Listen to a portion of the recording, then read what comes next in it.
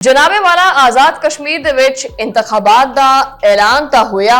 उम्मीद तां यही सी कि सियासी सरगर्मियां जड़ियां ने वो तेज होणगियां और जमहूरी अमल आपदी रफ्तार नाल हौली हौली अगे जाएगा। इंतखाबात दे ऐलान दे फौरन बाद हालात ने एक मुख्तलिफ ही रुख इख्तियार कर लिया। आज आजाद कश्मीर दे मुख्तलिफ इलाकियां दे विच कशीदगी भी हैगी है, एहतजाज भी है और तसादुम दियां खबरां भी सामने आंदियां पईयां। सड़कां दे उत्ते बेचैनी है, कारोबारी मराकज बंद ने, मोबाइल फोन और इंटरनेट सर्विस बिल्कुल बंद है, जबकि सिक्योरिटी इदारे काफी हाई अलर्ट ने। होया की है इस सारी सूरत हाल दी बुनियाद जड़ी है वो पाकिस्तान दे विच मुकीम कश्मीरी मुहाजिरीन दियां जड़ियां मखसूस नशिस्तां ने ना ਉਹਦੇ ਮਾਮਲੇ ਦੇ ਉੱਤੇ ਖੜੀ ਹੋਈ ਹੈ। ਜੁਆਇੰਟ ਅਵਾਮੀ ਐਕਸ਼ਨ ਕਮੇਟੀ ਦੀ ਤਰਫੋਂ ਮੁਤਾਲਬਾ ਕੀਤਾ ਜਾ ਰਿਹਾ ਹੈ ਕਿ ਮੁਹਾਜਰੀਨ ਵਾਸਤੇ ਮਖਤਸ ਨਸ਼ਿਸਤਾਂ ਖਤਮ ਕਰ ਦਿੱਤੀਆਂ ਜਾਣ ਔਰ ਹਕੂਮਤ ਨੇ ਇਸ ਮੁਤਾਲਬੇ ਨੂੰ ਜਿਹੜਾ ਹੈ ਨਾ ਉਹ ਆਇਨੀ ਔਰ ਕਾਨੂੰਨੀ ਬੁਨਿਆਦਾਂ ਦੇ ਉੱਤੇ ਬਿਲਕੁਲ ਹੀ ਸਾਈਡ ਤੇ ਕਰ ਦਿੱਤਾ। ਫਿਰ ਹੋਣਾ ਕੀ ਸੀ, ਇਹ ਇhtਜਾਜੀ ਤਹਿਰੀਕ ਜਿਹੜੀ ਹੈ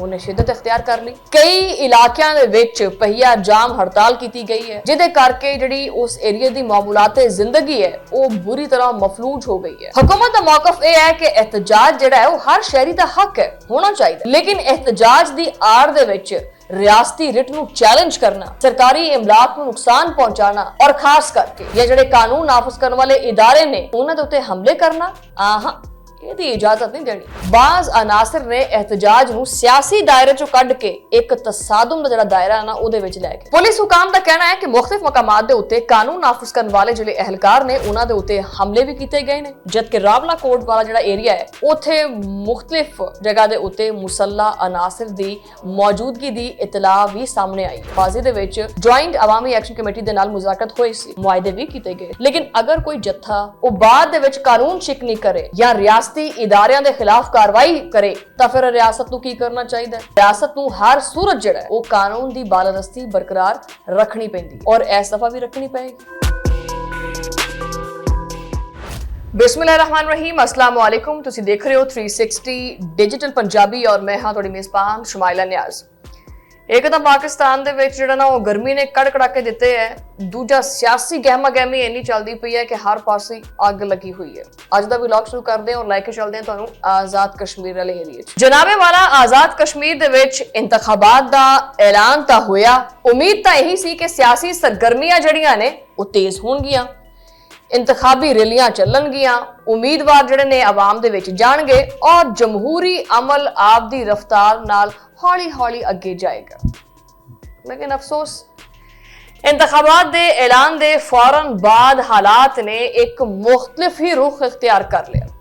आज आजाद कश्मीर दे मुख्तलिफ इलाकियां दे विच कशीदगी भी हैगी है, एहतजाज भी है और तसादुम दियां खबरां भी सामने आंदियां पईयां, हर पासे गर्दिश करदियां पईयां। सड़कां दे उत्ते बेचैनी है, कारोबारी मराकज बंद ने, मोबाइल फोन और इंटरनेट सर्विस बिल्कुल बंद है, जबकि सिक्योरिटी इदारे काफी हाई अलर्ट ने। सवाल आंदा ज़हन दे विच कि भी आखिर इदां दा की चलदा पिया, होया की है? इंतखाबी माहौल सियासी मुकाबले दी बजाए अमनो अमान वास्ते चैलेंज जिहड़ा ना वो क्यों बन गया? वजह की हुई है? मामला हो की गए खराब कि सूरत हाल इन्नी ज्यादा संगीन और कशीदा हो गई? अच्छा, इस सारी सूरत हाल की बुनियाद जिहड़ी है वो पाकिस्तान दे विच मुकीम कश्मीरी मुहाजिरीन दियां जिहड़ियां मखसूस नशिस्तां ने ना ਉਹਦੇ ਮਾਮਲੇ ਦੇ ਉੱਤੇ ਖੜੀ ਹੋਈ ਹੈ। ਜੁਆਇੰਟ ਅਵਾਮੀ ਐਕਸ਼ਨ ਕਮੇਟੀ ਦੀ ਤਰਫੋਂ ਮੁਤਾਲਬਾ ਕੀਤਾ ਜਾ ਰਿਹਾ ਹੈ ਕਿ ਮੁਹਾਜਰੀਨ ਵਾਸਤੇ ਮਖਤਸ ਨਸ਼ਿਸਤਾਂ ਖਤਮ ਕਰ ਦਿੱਤੀਆਂ ਜਾਣ ਔਰ ਹਕੂਮਤ ਨੇ ਇਸ ਮੁਤਾਲਬੇ ਨੂੰ ਜਿਹੜਾ ਹੈ ਨਾ ਉਹ ਆਇਨੀ ਔਰ ਕਾਨੂੰਨੀ ਬੁਨਿਆਦਾਂ ਦੇ ਉੱਤੇ ਬਿਲਕੁਲ ਹੀ ਸਾਈਡ ਤੇ ਕਰ ਦਿੱਤਾ ਹੈ। यानी हुकूमत ने इस मुतालबे नूं मुस्तरद कर दिता है। फिर होना की सी, ये एहतजाजी तहरीक जिहड़ी है उन्हें शिद्दत इख्तियार कर ली।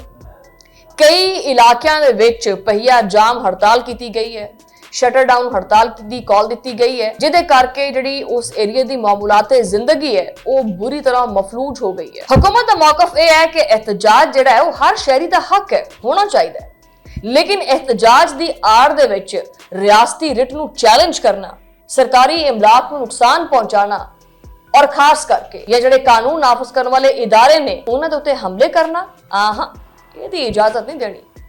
यही वजह है कि जो बास मकामात दे उत्ते सूरत हाल काफ़ी ज़्यादा कशीदा हो गई, पुरतशद्दुद हो गई, तो कहानी का जो रुख है वह बदल गया। रियासती इदारियां ने फौरी तौर के उत्ते कार्रवाई की है। बाज अनासर ने एहतजाज नूं सियासी दायरे चों कढ के एक तसादुम का जो दायरा है ना उहदे विच लै गए और उहदे विच ले जाण दी हुण भी भरपूर कोशिश की जा रही है, जिहदे करके ना सिर्फ अमनो अमान मुतासर होया बल्कि कीमती जाना का नुकसान भी होया, जो कि रियासत के मुफाद च नहीं है, ना ही उथे रहन वाले किसी बंदे के मुफाद च। पुलिस हुकाम का कहना है कि मुख्तलिफ मकामात के उत्ते कानून नाफिज करने वाले जिहड़े एहलकार ने उन्हां दे उत्ते हमले भी किए गए ने, जबकि रावला कोट वाला जिहड़ा एरिया है उस इलाके दे आसे पासे जिहड़े इलाके ने उथे मुख्तलिफ जगह के उत्ते मुसल्ला अनासर की मौजूदगी की इतला भी सामने आई है और इन्हां वाक़ियां दे विच कई सिक्योरिटी एहलकार शहीद होए हैं, जबकि दर्जनों अफराद ऐसे ने जिहड़े जख्मी होए ने और ये सूरत हाल यकीनन काफ़ी हैरान कुन और तशवीशनाक है, क्योंकि देखो जमहूरी मुआशरे दे विच सियासी इख्तलाफात का इजहार जिहड़ा हुंदा है वो वोट हुंदा है, मुकालमा हुंदा है, यानी गलबात हुंदी है, उहदे वास्ते आईनी तरीकाकार भी मौजूद हैगा और यह रास्ता जिहड़ा तसादुम और तशद्दुद है इहदे करके कोई भी अपना मकसद हासिल नहीं कर सकता।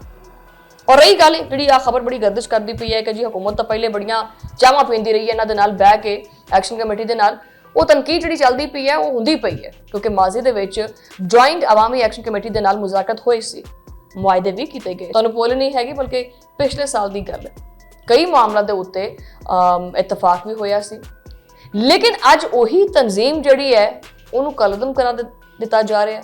अच्छा, इस तनकीद दे विच वजन मौजूद है, इन्हों आप झुटला नहीं सकते, ताहम ये मैं यह भी वाज़ह कर देवां कि हुकूमत का मौकफ भी यही है कि मुज़ाकरात और सियासी राबते जड़े ने वो कीते जान जो कि जमहूरी अमल का हिस्सा होंदे हैं। लेकिन अगर कोई जत्था अगर कोई ग्रोह जड़ा है वो बाद दे विच कानून शिकनी करे या रियासती इदारियां दे खिलाफ कार्रवाई करे तो फिर रियासत को की करना चाहिए? रियासत चुप करके बह जाए, खामोश रहे? नहीं, हुकूमत का कहना है कि मुज़ाकरात और कानून की अमलदारी बिल्कुल दो अलग अलग चीज़ां हैं और रियासत को हर सूरत जड़ा है वो कानून की बालादस्ती बरकरार रखनी पैंदी है और इस दफा भी रखनी पड़ेगी। सो जनाबे वाला इस सारे मामले दे विच एक अहम पेशरफ्त आज़ाद जम्मू कश्मीर सुप्रीम कोर्ट की आईनी राय की सूरत दे विच सामने आई है और अदालत ने वाज़ह कीता है साफ साफ कि मुहाजिरीन दियां जड़ियां मखसूस नशिस्तां ने इन्हां दा मामला जिहड़ा है वो आइन के तहत बिल्कुल महफूज है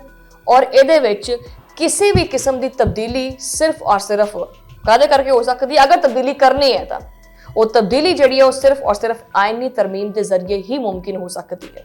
ये मैं ये वाज़ह करता हूँ और अदालत ने यह चीज़ भी करार दी है कि इस तरह के मामलात का फैसला सड़कों के उत्ते नहीं होना बल्कि मुंतखब असैम्बली के अंदर होना चाहिए।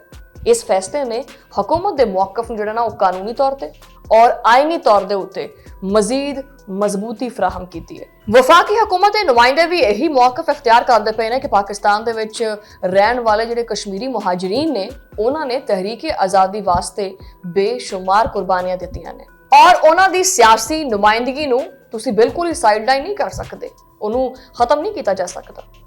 हुकूमत का यह कहना है कि अगर इस निज़ाम दे विच कोई भी तब्दीली करनी है तो उहदे वास्ते पार्लियामान हैगा, उहदे वास्ते आइनी फॉरम्स मौजूद हैगे ने जिथे तुसीं गलबात कर सकते हैं, जिथे तुसीं बहस कर सकते हैं, मुशावरत कर सकते हैं और एक मुनज़म तरीके नाल जिहड़ी कानून साजी है उहदे जरिए फैसला भी किया जा सकता। दूजे पासे सियासी क्यादत की जिहड़ी सूरत हाल है उन्होंने मुज़ाकरत के जरिए हल करने उत्ते भी जोर दिता जा रहा है। मुख्तलिफ जमातां ते जिहड़े रहनुमा ने उन्होंने तशद्दुद तो बचण दा आख्या, उन्होंने कहा कि भी ये जिहड़ा तशद्दुद करते पे ना ये ना किया जाए, सियासी अमल नूं अगे वधाउण दी जरूरत है, इहदे उत्ते जोर दिता गया है और उन्होंने ये चीज़ भी आखी है कि कश्मीर वर्गे जिहड़े हसास खिते ने इहदे विच अगर कशीदगी पैदा होंदी है तो ये किसी के मुफाद च नहीं हैगी, क्योंकि एक खिता पाकिस्तान की सलामती वास्ते बहुत इंपॉर्टेंट है। इख्तलाफात आपकी जगह ते, लेकिन इसका हल जिहड़ा है ना वो इस तरह के एहतजाज करके मामला सिरे नहीं लगता, इसका हल आइनी राह है और आइनी राह इख्तियार करना चाहिए, ना कि आपदी ही रियासत के उत्ते हमला कर देना। असल गल यह है कि हुकूमत और अवाम के दरमियान जो ताल्लुक होंदा है ना वो एतमाद की बेस ते होंदा है।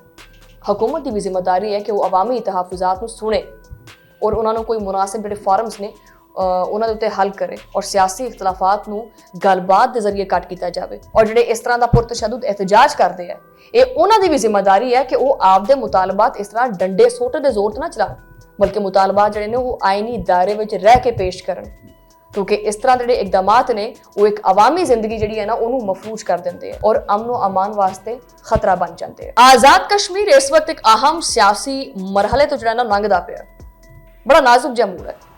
ਇੰਤਖਾਬਾਤ ਕਰੀਬ ਨੇ ਔਰ ਆਵਾਮ ਜਿਹੜੀ ਹੈ ਉਹ ਆਪਦੀ ਰਾਏ ਦੇ ਇਜ਼ਹਾਰ ਦੀ ਤਿਆਰੀ ਵੀ ਕਰਦੀ ਪਈ ਹੈ। ਇਸ ਵੇਲੇ ਜਿਹੜਾ ਨਾ ਉਹ ਜ਼ਰੂਰਤ ਇਸੀ ਗੱਲ ਦੀ ਹੈ ਕਿ ਸਾਰੇ ਫਰੀਕ ਜਿਹੜੇ ਆ ਉਹ ਜਜ਼ਬਾਤ 'ਚ ਆਉਣ ਦੀ ਬਜਾਏ ਸਬਰ ਦਾ ਮੁਜ਼ਾਹਰਾ ਉਹ ਕਰਨ, ਅਕਲ ਦਾ ਇਸਤੇਮਾਲ ਕਰਨ। ਅਦਾਲਤਾਂ, ਅਸੈਂਬਲੀਆਂ ਔਰ ਆਇਨੀ ਜਿਹੜੇ ਇਦਾਰੇ ਨੇ ਉਹਨਾਂ ਦੇ ਉੱਤੇ ਇਤਮਾਦ ਕੀਤਾ ਜਾਵੇ, ਕਿਉਂਕਿ ਇਹ ਸਾਰੀਆਂ ਚੀਜ਼ਾਂ ਹੀ ਜਮਹੂਰੀ ਮੁਆਸ਼ਰੇ ਦੀ ਬੁਨਿਆਦ ਹੁੰਦੀਆਂ। ਕਿਉਂਕਿ ਅਗਰ ਇਸ ਤਰ੍ਹਾਂ ਹਰ ਬੰਦਾ ਹੀ, ਹਰ ਗਰੋਹ ਹੀ ਉੱਠ ਕੇ ਤੇ ਰਿਆਸਤ ਦੇ ਉੱਤੇ ਧਾਵਾ ਬੋਲ ਦੇਵੇ ਔਰ ਆਪਦੇ ਮੁਤਾਲਬਾਤ ਬੋਲਣਾ ਸ਼ੁਰੂ ਕਰ ਦੇਵੇ ਤਾਂ ਫਿਰ ਹਕੂਮਤ ਇਹ ਮੁਤਾਲਬਾਤ ਹੀ ਮੰਨਦੀ ਰਹੇਗੀ ਫਿਰ, ਠੀਕ ਹੈ। ਔਰ ਰਿਆਸਤ ਜਿਹੜੀ ਹੈ ਉਹ ਆਪਣੀ ਆਵਾਮ ਦਾ ਖਿਆਲ ਰੱਖਣਾ ਬਖੂਬੀ ਜਾਣਦੀ ਹੈ ਔਰ ਰਿਆਸਤ ਦੀ ਜ਼ਿੰਮੇਵਾਰੀ ਹੁੰਦੀ ਹੈ ਕਿ ਉਹ ਅਮਨ ਅਮਾਨ ਦੀ ਜਿਹੜੀ ਸੂਰਤ-ਹਾਲ ਹੁੰਦੀ ਹੈ ਉਹਨੂੰ ਬਰਕਰਾਰ ਰੱਖੇ। ਬਹਰਹਾਲ ਇੰਤਖਾਬਾਤ ਵੀ ਹੋਣਗੇ, ਤਰੱਕੀ ਵੀ ਹੋਏਗੀ, ਆਵਾਮ ਦੇ ਮਸਾਇਲ ਵੀ ਹੱਲ ਹੋਣਗੇ ਅਗਰ ਪੁਰਤਸ਼ੱਦਦ ਰਾਹ ਇਖਤਿਆਰ ਨਾ ਕੀਤਾ ਜਾਵੇ। ਬਹਰਹਾਲ ਵਲੌਗ ਥੋੜਾ ਲੰਬਾ ਹੋ ਰਿਹਾ, ਇੱਥੇ ਆਪਾਂ ਵਾਈਂਡ ਅਪ ਕਰਦੇ ਹਾਂ। ਮੁਲਾਕਾਤ ਹੁੰਦੀ ਹੈ ਅਗਲੇ ਵਲੌਗ ਦੇ ਵਿੱਚ, ਉਦੋਂ ਲਈ ਰਾਨੀ ਕੇ ਪਾਨ।